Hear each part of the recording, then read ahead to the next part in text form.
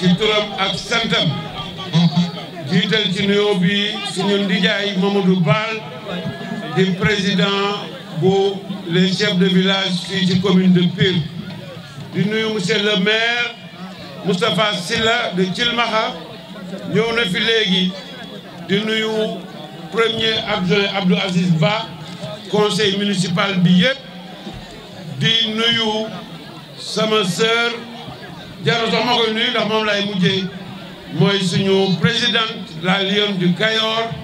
ñu koy wax Seynabou Gaye Touré bu ñëw fii ci turu boppam waaye ñëw fii ci turu ñaari kilifa yoo xam ne dañu nekk ay jigéen dégg li ngeen def ñu bëgg a roy ci yéen bëgg leen joxe en exemple ci réew mi mu di madame Mimi Touré premier ministre ak Ndeye Saly Dieng mi nga xam ne mooy ministre de la microfinance pour ñu représenter leen fi di nuyu président ki nga xam ne nii moo di président Amadou Sy Kane mu bëgg ngeen tàccul ma ko moom ak équipe am yëpp teg ci ki nga xam ni moo di Alioune Dieng di manageru réseau yi ma di ko gërëm moom équipe technique yi yëpp nuyu aussi suñu xarit Bokar Diagne nga xam ni moo yore comité de parrainage ak Manta Badiane mi nga xam ni moo yore problème mu programme avec yi mais di nuyu aussi di beral nuyoo ñoo xam ni dama leen woo ñu toog fii sama wet ndax dafa guddi ñëpp waroon wax mais ñëpp xam ne ni timis bu jotee day gën a compliqué mu ni d'abord le premier adjoint di Abdoul Aziz Ba ma koy gërëm di ko sant parce que Fatou Dieng wax na dëgg ba ñu d'accord ni dañuy def mbir mi lépp ci loxoom laa ko teg mu ànd ak jigéen ñi di ko dox kon maa ngi koy sant di ko gërëm di gërëm koo xam ne aussi dama mbégte mu nekk sama wet nekk sama doom nekk sama jarbaat réewu Sénégal ku nekk bëgg mu dëkk sa dëkk ñun ñu am chance mu dëkk Pire muy Mamadou Ndoye Bane ma di ko gërëm di ko sant pour engagement pour disponibilité pour bëgg dëkk bi gu mu bëgg dëkk bi ak taxawaay gu mu taxaw ci ginnaaw waa Pire yëpp nekk sama wet nga xam ne li ñu ñor ñëpp moo ko ñor moo dina la ñu def ba Pire dem boole ci aussi ki nga xam ne Abdou Khadir Sène la beneen responsable bu mag bu fi ne jàppale jigéen ñi jàppale Mati Fall mi nga xam ne moom la ñu wax en exemple mais gërëm aussi jeneen jàmbaar joo xam ne jàmbaar la ci jàmbaar yi li ñu wax ci Mati Fall wax ko ci Fatou Dieng moom lay wax ci moom ci mairie bi mu di madame Ken Diagne Mbacké di sama rek yore microfinance te def ci liggéey bu rëy boo xam ne wax nañ ko fi léegi di mujjeel nag ci nuyoo yi avant may dugg ci waxtaan wi ki nga xam ne moo di Rassoul Diagne nekk président wu PAMECAS li tax ma am mbégte tey président Sy Kane li tax ma am mbégte tey manager monsieur Dieng li tax ma am mbégte tey Fatou Dieng yow mi nga xam ne dama bëggoon waa Pire taxaw ñoom it defal la li ñu defal Mati Fall li tax ma am mbégte Mati Fall Kër Gallo lu mu def daaw ngeen def ko Thiès def ko Tivaouane ñëw def ko Pire tey li tax ma am mbégte mooy soxna Ndeye Absa Mbaye ca Tivaouane ngeen ànd dajaloo def loo xam ni Sénégal tey kenn mënu la daje plus de 3500 femmes ku nekk jëndal sa bopp yére defarul boppam ñëw toog dara taxul lu dul seeni soxla seeni yitte ak lu jëmale dëkk bi kanam loolu moo tax ma kontaan parce que ci li ma gëm man Pire amul parti politique ci li ma gëm man Pire amul xaajaloo ci li ma gëm man doomu Pire yëpp benn lañu yéen jigéen ñi yéen sunu yaakaar yéen a nekk ci kër yi yéen a nekk ci marché yi yéen a nekk ci waar wi yéen a yore xale yi te wane ngeen ko def ngeen ko ni ngeen taxawee moo tax maag yéen a bokk gis-gis maag yéen a bokk bëgg-bëgg moo tax may gërëm président wu PAMECAS parce que xam ngeen ni lii ngeen def jëlal seen bopp laaju leen kenn ndimbal xaaru leen kenn organisé wu moins d'un an ngeen dajale lu toll ni 6 millions ba war a distribuer ci fan yi ñëw lu toll ni 5 millions loolu laa gëm moo tax ma ne bu ngeen defee noonu ah da ngeen may yëngal da ngeen may xoos moo tax ma dugaloon 50 millions te wax leen président PAMECAS ngi nii mënoon naa ko jox micro mu wax leen ko dès la semaine prochaine ñu commencé dugal 100 millions dolli leen ko ci li ngeen di def te di leen wax ni yéen yi nga xam ne yéen yor avec yi ma di leen xamal ne am naa volonté ni ma koy waxee woon Kër Gallo ñu àndaat déwén jàppale leen ci ay programme de formation bëgg naa ñu signé partenariat stratégique am na lu ñu signé ak FONGIP mu jëm ci formation ak financement am ngeen réseau yu dëgër am ngeen nit ñu taxaw am ngeen ñu organisé wu vous êtes à la base yéen ay vraie société civile dinañu liggéey ak yéen ci loolu ba nga xam ne seen réseau dina gën a dëgër kon dañuy sant ñëpp vraiment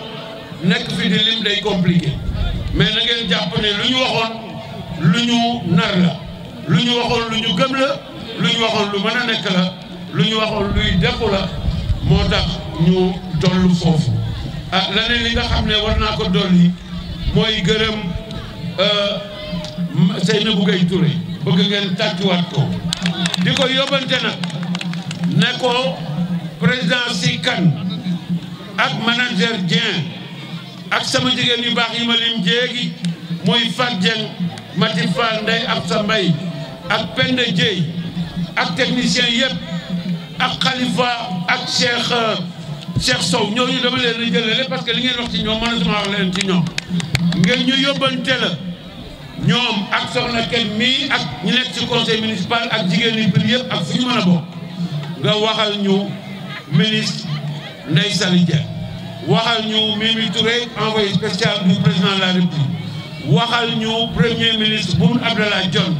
waxal ñu sa càmmañ sa xarit président Macky Sall que ñun waa Pire suñu jigéen xam nañu luy PSE mooy nga liggéeyal sa bopp mooy nga gëm sa bopp mooy nga taxawal sa bopp gis nga li ñuy def seen collectivité locale jàpp na la mu mën ci as ndoole Mamadou Ndoye Ba nag ñeneen jàpp nañu lu ñu mën seen doole ma ci profité nuyu Abdallah Tall ak sunu mbokk yi nga xam ne nag mooy sécurité le commandant Dieng et tous ces hommes seen taxawaay ci ni ñu organiser mbir mi ak ñi nga xam ne aussi ñoo jóge Dakar nekk ay sécurité ñoo doon ñu jàppale pour que mbir mi dox ak sunu doom yi nga xam ne ñoo nekk Pire te nag basé wu ci organisation bi ci tur gannaaw Adama Diop Dame Camara ak ñeneen ñi nga xam ne ñoom Moustapha Tall Gora Seye ak Mbaye Sall ak Modou Thion ak ku ma fàtte na ma baal ñoo def kii bi nga waxal ñu donc président que ñun suñuy jigéen taxaw nañu gëm seen bopp am seen fulla def li ñu def ñun ñëw nañoo ak suñu partenaire PAMECAS daal ci ñambaas tuuti li des nag léegi mu andil ñu Ndeye Saly fii mbaa muy yónnee premier ministre fii li nga xam ne moom la ñuy joxe Sénégal ci financement na ëppee Pire na lawee Pire na déparé Pire na jaar ci avec yi nekk ci Thiès Tivaouane ak fépp parce que seen expérience moo tax mu dem moom gouvernement bi ba jël créer les ASEC defe naa lañ koy wax muy association communautaire d'épargne et de crédit maanaam xaw a copier affaire bi léegi nag nañu jox droit d'auteur su leen ko defee Sénégal njaay jëm kanam mais surtout li mu bëgg ci politique ak li mu bëgg ci Pastef ak li mu bëgg ci nit gëm boppam mu jaar ci yéen daal di jëm kanam maa ngi leen di sant di leen gërëm sans nuyu nag seen benn jabar boo xam ne xamu leen ko waaye ci aw buuru kër mi la bokk mu di madame Koumba Mbaye di jabaru Assane Mbaye conseil spécial premier ministre dama ko di jigéen ñi rek mu ne ma Aïda nekku fi ma ne ko déedéet mu ne ma damay ànd ak sama jëkkër ñëw nekkal fi Aïda ànd ak jigéen ñi Pire kon soxna Koumba Séeri Koko maa ngi lay sant di la gërëm asalaamaaleykum wa rahmatulahi taala wa barakatuh ma jox président monsieur le maire jigéen ñi dama bëgg ngeen tàccu seen bopp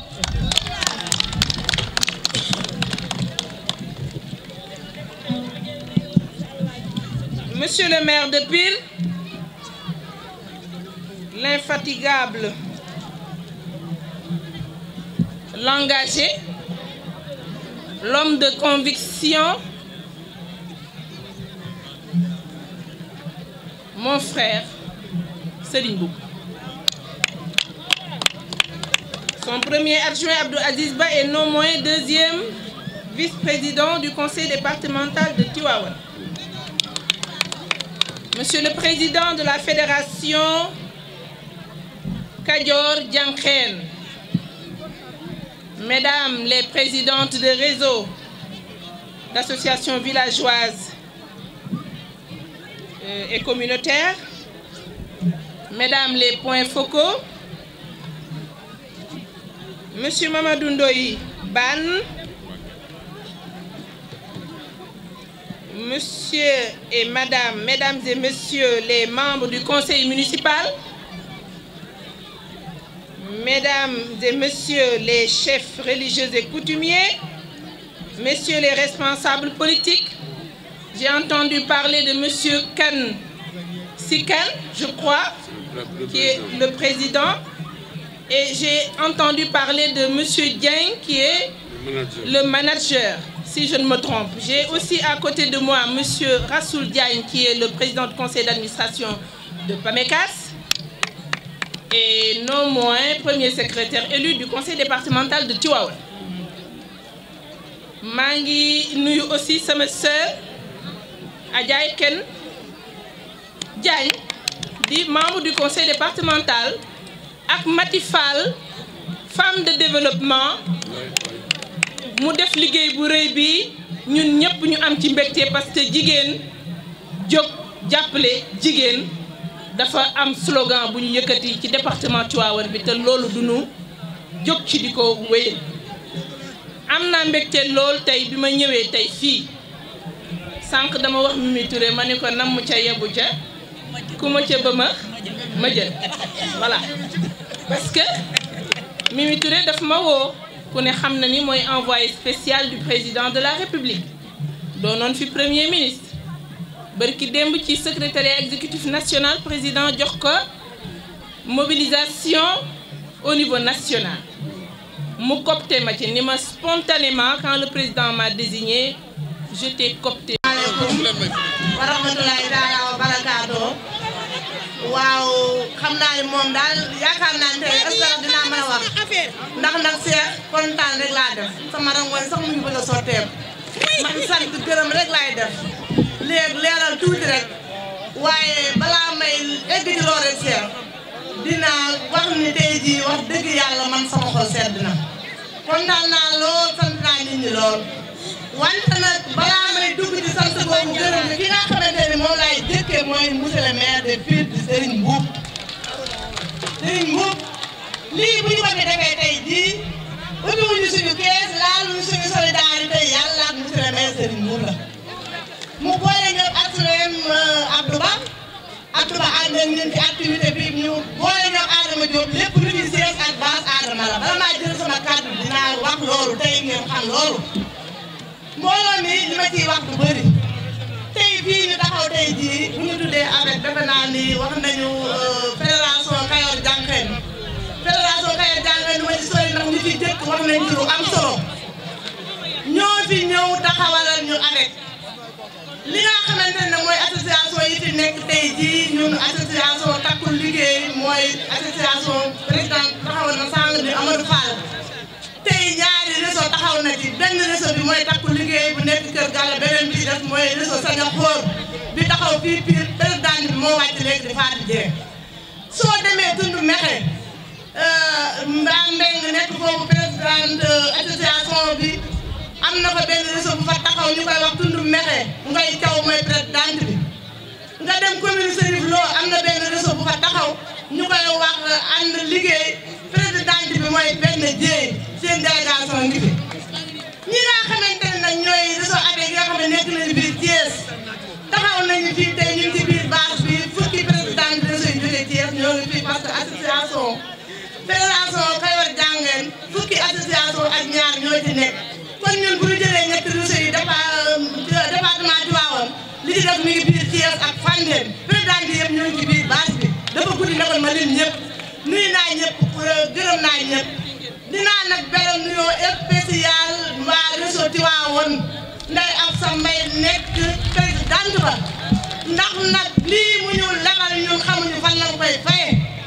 boo leen xoolee bépp biis tey Tivaouane li taxaw fii dafa yëpp ay jigéen andi leen fi te ñoo leen mobiliser te dañoo yëkkatoon seen xaalis jox ma doyloo ma ñu boole leen jënd leen ay piis loolu nag dinañ leen ci gërëm ndax nag def nañu loo xamante ne nii mënatuñ leen koo fay beneen bi nga xamante ni moom laa ciy yokk mooy li nga xamante ne Aline Dieng wax na ko ci sànq dégg nañu ko président Amadou Fall wax na ko président si kan wax na ko kon jarul may guddal ndax dafa guddi ñu ngi sant Khalifa Ba waaye dañ ni peccum liir bu neexee te yaay de moo jàpp ci mbagg yi gis ngeen kii di sama côté di Cheikh Sow ak Amadou Mbaw ñoom ñi nga xamante ni nekk nañu kii kër xaalis Cheikh Sow ku ne xam na ko moo nekkoon fii Pire noo nekkoon kër Gallo léegi moom la di cee mexe ba léegi mu ngi ci liggéeyu association bi mais Khalifa nekk na ni koo xamante ne doon ñu ko gërëm dañ koy ñaanal yàlla ndax Khalifa toogul noppaluwul jëkkiwul lekkul naanu gisul ay waatiram ndax avec ndax liggéey bi kon Khalifa ñoo ngi lay gërëm di la sant di leen xam ne nag bi ngeen tegoon seen loxo foofu rek la lii ñu def tey jii ci biir kenn mënul def lu raw loolu jigéen ñi toog leen parce que monsieur le maire mi ñu may fu ñu toog waxagul kon bu leen demagul kàddu gi maa ngi koy arrêté nag fii laay di ma leen di jox ki nga xamante ne nii mooy madame Mbacke di sama rakk di sama lépp nga xamante ne tey jii moom yore microfinance ma ànd ak moom kenn ku ne xamoon na Alaaji Moussa Diagne fii ci Pire ak Mamadou Fall kon tey bu ñu fi nekkee samedi dimanche lañu dara doxul suñu diggante ñu ànd ak benn xale bu ñuy wax Fatou Dieng Fatou Dieng nekk président du réseau Pire nekk xale bu jub bu yaru bu mën a ànd ak ñëpp kon gërëm naa ñëpp du ma jeexal na te monsieur le maire santuma ñi nga xamante ne ñooy sa conseiller dina ñu booleel conseillers yi ak conseillers yi ànd na loog ñoom conseillers yi taxaw nañ ci lépp lu ñuy def ñu koy def wasalaam ndax dafa guddi na foofu. tey jii man mii la ko defal ah man tamit ku ne xam na sama digganteeg Serigne Boub parce que lii ma def tey jii man mii la ko defal ndax ku ne xam na li ma jigéen toll ak fi ma jigéen toll ak li may daj ci ñoom te Serigne Boub mi tamit mën naa koo wuutu fu ne ndax loolu nag démb la du tey su ma ko fi expliquer tey duñ fi jóg donc man yi ñëw naa fi tey pour quadruple casquette ñeenti casquette bu ma ci neex ma ñëwee ko fi tey bi ma ci gën a neex nag mooy bu Mimi Touré parce que dafa wane à travers ce geste aussi symbolique que ni ñun jigéen ñëpp benn lañu te ku ci ne foo wuutu sa moroom mën na la fa wuutu loolu nag yaatal la te loolu mooy doxal àddina yàlla rek moo mën fu ne nga teew fa moom mu ni ma Seynabou yaa nekk département Tivaouane mat nga ko sëkk demal nga taxaw ma am mbégte lool di ko ci sant di ko ci gërëm amaat beneen mbégte mooy li ma fi dégg tey wax dëgg yàlla dal na xel dama toog ba ci yàgg ma ni liggéey rek takk li Cheikh Ibra Fall daan wax mi ngi bàyyi ba yàlla fay wax bàyyi jëf lii rek moo ko wane parce que jigéen ñu jóg takku gëm seen bopp am conviction nag les convictions ont la peau dure xam seen sens de responsabilité les responsabilités ça s'assume xam aussi ni mën nañu ko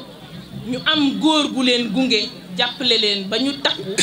defal leen seen bopp loolu ku ni du liggéey xaw ma loo koy tuddee donc jigéen ñi fi teew autant que vous êtes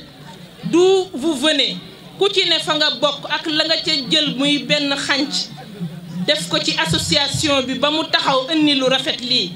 yàlla boo leen am gàcce yàlla boo leen rus te yàlla na leen jig ngeen am nag góor goo xam ne ni ma ko waxee léegi l'infatigable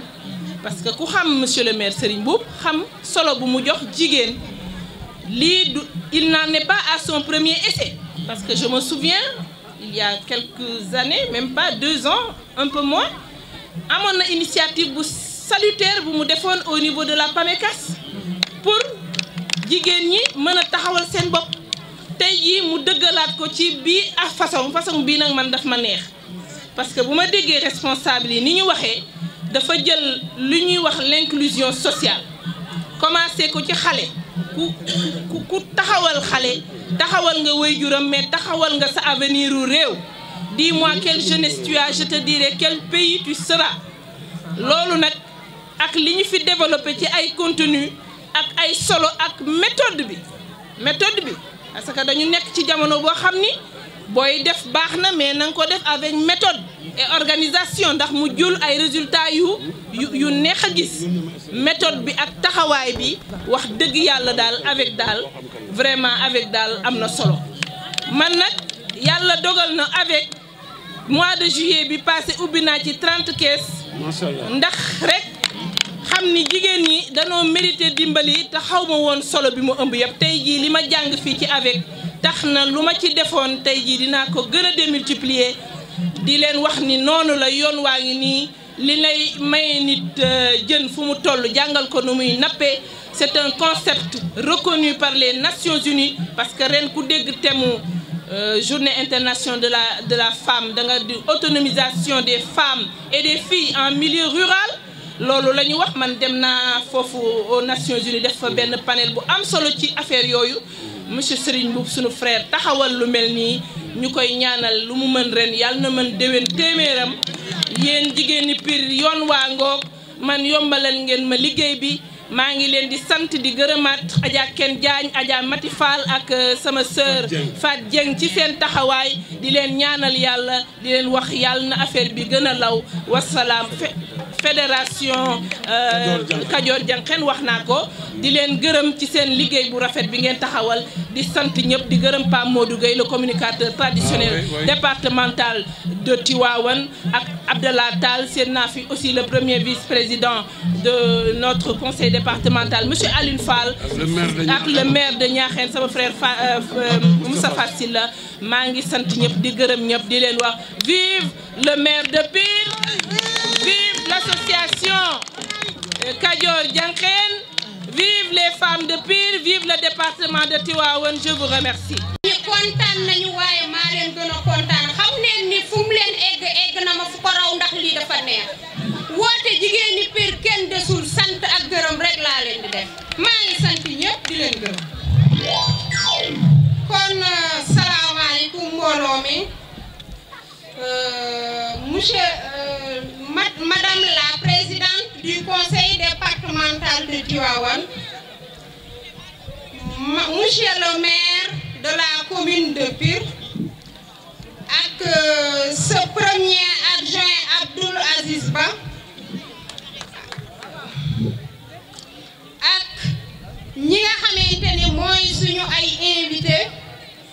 ak waa fédération Kajoor Jànqeen gi nga xam ne tey ñoo ñu doon encadré ak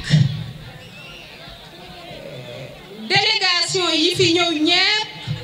kenn ku ci nekk ñoo ngi lay nuyu ci sa tur ak sa sant di wax ni tey mbégte passé wu ko damay wax ni sax est-ce que dinaa àggale samay kàddu ndax mbég kon dañuy sant monsieur le maire encore ndax mobilisation bu rëy bii tey jigéen ñi ñoo ñëw waaye bi ma demee ci saalam ni ko man maay présidente réseau des femmes de Sañaxoor muy réseau bi nekk Pire ànd ak présidente réseau Kër Galo muy maire Mati Fall may ko dañu bëggoon a sargal jigéen daf ma ni initiative bu rafet ngeen jël maa ko waroon a def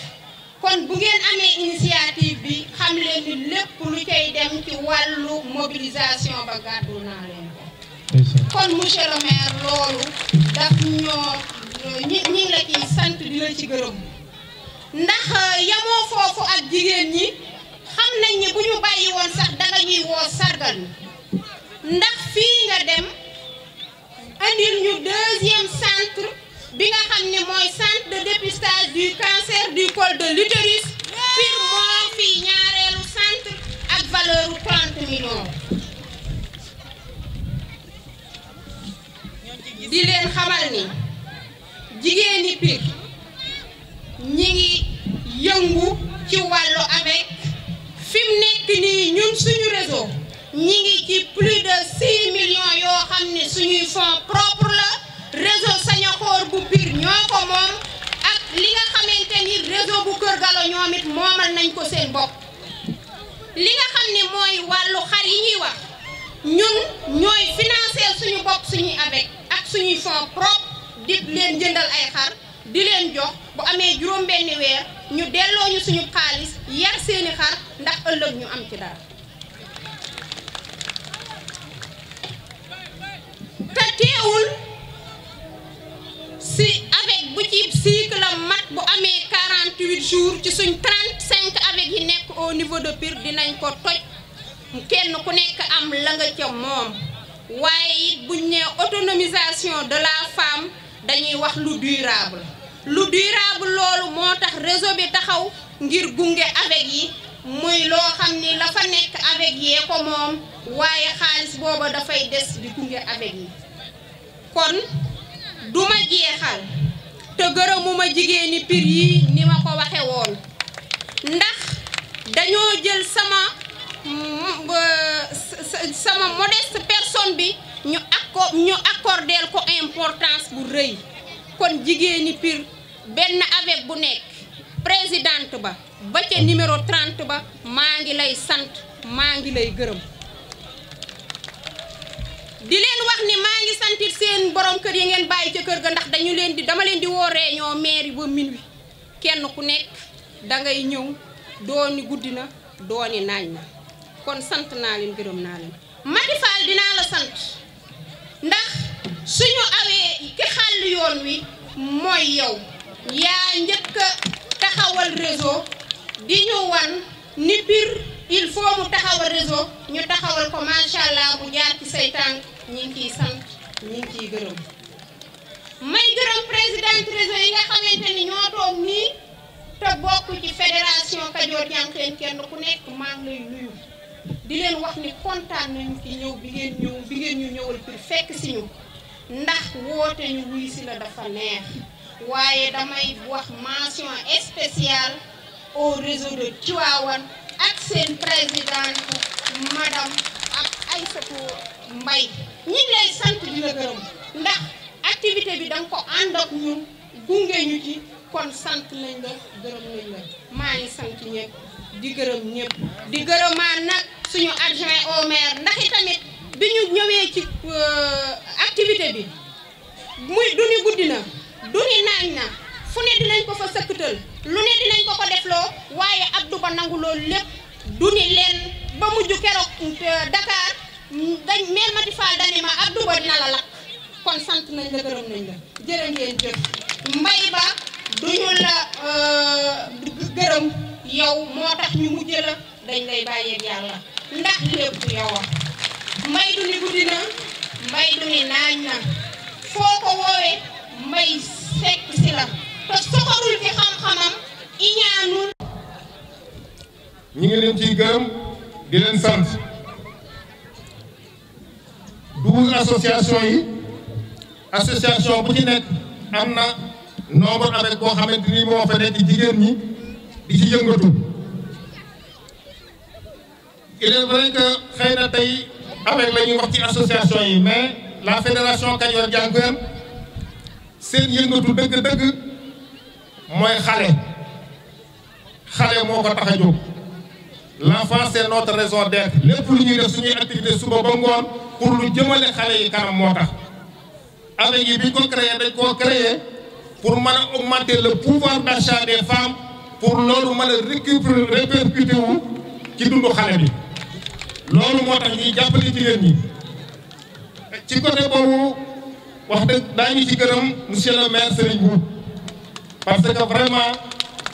taxawaayam rafet na ci au niveau des groupements féminins au niveau des AMEC mi ngi ciy jàpp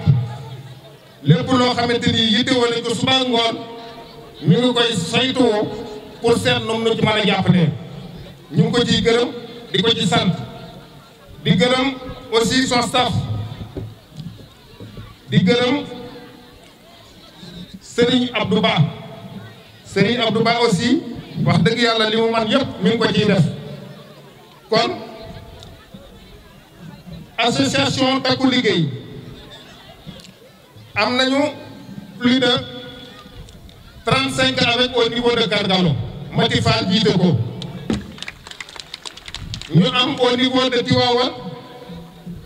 une 50aine d'avec Soxna Mbay jiite ko ñu am au niveau de Chérif Lo lu mat une quarantaine kon mel na ni jigéen ñi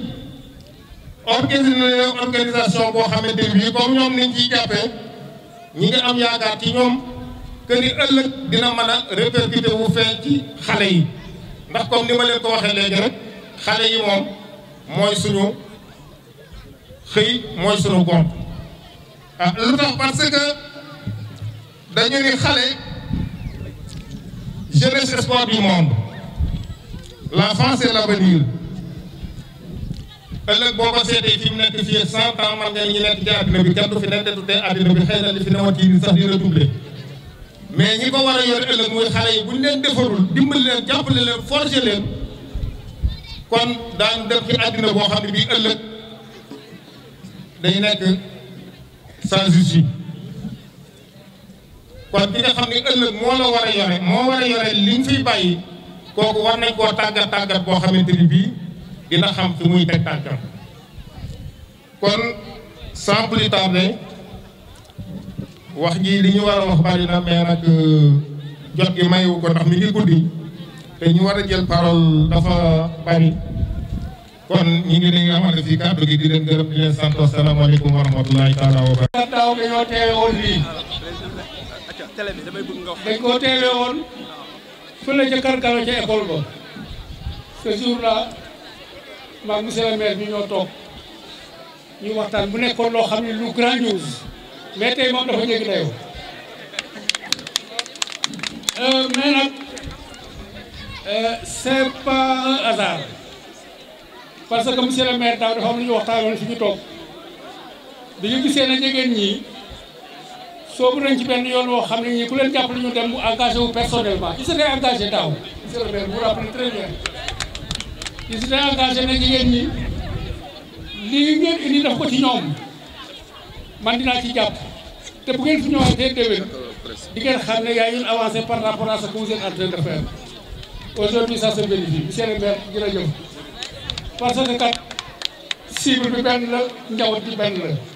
yow da ngaa jàpp fii ñu jàpp fii mais njaboot yëpp benn la ce que vous êtes en train de faire ici ñu mel ne yow ña ngi koy def à Thiès mais nag tey moom vraiment ñun alors on est vraiment impressionné on ne peut pas dire plus di leen remercier bu baax ci loolu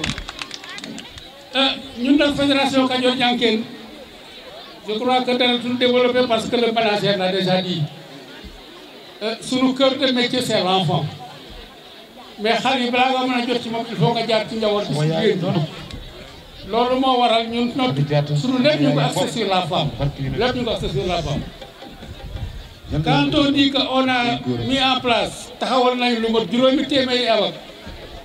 nga seet juróomi téeméeri avec yooyu avec bu ci nekk am na minimum 30 personnes boo defee une petite évaluation nga xeet ni mu toll te ñooñu ñëpp chaque semaine dinañu gisee nañu waxtaan c'est 563 avec chaque semaine dinañu gisee nañu waxtaan ce qui veut dire que loo bëgg mu jàll jàll ko jigéen loo bëgg ñu xam ko tey jàll ko jigéen ñi loo bëgg aussi mu egg ci njaboot bi jàll ko jigéen ñi kon on sait pas trop près fi ñu jaar foofu la foofu nag la ñuy jaar pour pouvoir joindre l'enfant di ko taxaw ci njàngam di ko taxaw ci santéem di ko taxaw particulièrement nag ci protection parce que loolu dafa nekk loo xam ne lii tey dafa taxaw xale yi ndegem mag ñee sonn xale yi dee nañu xale yi ñoo jar taxaw ñun nag loolu ci la ñuy xëy ci la ñuy gont di ñaan yàlla ak mag ñaanu mag ñi yàlla jàpp lañ ci ba suñu rëy ci suñu mission leneen li ci topp mooy ñun on est à Thiès on est à Tivaouane on est jusqu'à Mékhé on développe des programmes yoo xam ne yëpp ci xale yi la jëm sans distinction nag mais on tient aussi particulièrement à remercier association yi nga xam ne ñoo nekk ci zone boobu parce que le manager l'a dit tantôt fukki association ak ñaar lañu fukki association ak ñaar yooyu ñi ngi nekk dans le département de Thiès et dans le département de Tivaouane ku ci nekk programme yi nga xam ne moom la ñuy toog waxtaanandoo ko tëggandoo ko à Thiès yaa ngi koy développer dans ta zone et ces programmes là sont régulièrement évalués te alhamdulilah rabbil alamin ba léegi ñu ngi ci gis ay avancées li ñu réussir à Thiès nag on n'est pas seul au Sénégal. On est 5 fédérations au Sénégal. Il y a une fédération à Thiès, il y en a une à Mbour, il y en a une au Baol, à Dakar et à Ziguinchor. C'est les mêmes programmes qui sont développés là-bas. Mais nous, filles avec qui nous expérimenté, les programmes de base. Les autres 4 fédérations, nous avons fait 17 qui ont réussi, nous avons pour la région de Thiès, nous aussi pour nos communautés. Alors, c'est grâce quand même à nos responsables et particulièrement aussi à nos techniciens qui travaillent avec nous parce que nous sommes des communautaires. Mais pour nous réussir, c'est qu'il y a des techniciens à notre sein qui ont causé un goût de technique. On peut en citer comme la cherche de temps. Moi, le programme d'Arrêt il y a aussi des programmes qui sont à Tivaouane. Mais à Tivaouane, on connaît particulièrement Khalifa Ba. Khalifa amul goudi amul bëccëg. Amul goudi amul bëccëg. Mom c'est résultat mom dañ ko blâmer. Khalifa, félicitations pour tout ce que tu as fait. Félicitations aussi aux autres mobilisateurs qui sont dans les autres associations. Parce qu'ils sont en train de battre le même travail à leur niveau. Et que le résultat, bu ñu am nañ leen ko sant ñoom. Bon, Mati Fall nag dañ koy beral ngërëm. Parce que Mati diggante Kër Gallo ak Thiès sori na Mati amul waxtu Mati fu ñu jëlee téléphone ne ko ma dëkk soxla nañu réunion suba Mati bàyyi na lépp lu mu doon def lu mu guddi Mati ñëw na Thiès te ne réunion ba mujj fa doo ko jël da ngay dem même ba yërëm ko te loolu lépp à cause de son engagement. Elle ne peut pas ne pas avoir bés bu mel nii bés bii il faut Mati am ko parce que liggéeyam la Mati. Vraiment, on te remercie par rapport à tout ce que tu es en train de faire. Vraiment, di gërëm ñi fi teew jëpp vraiment la fédération Kajoor Jànkeen moom xelam dal la parce que xam na ne fi mu jaaree foofu la et que bëgg nañu bu ñu fi ñëwaatee déwén incha allah li nga xam ne moom la ñu réussir tey ñu réussir lu ko ëpp jërëjëf merci beaucoup.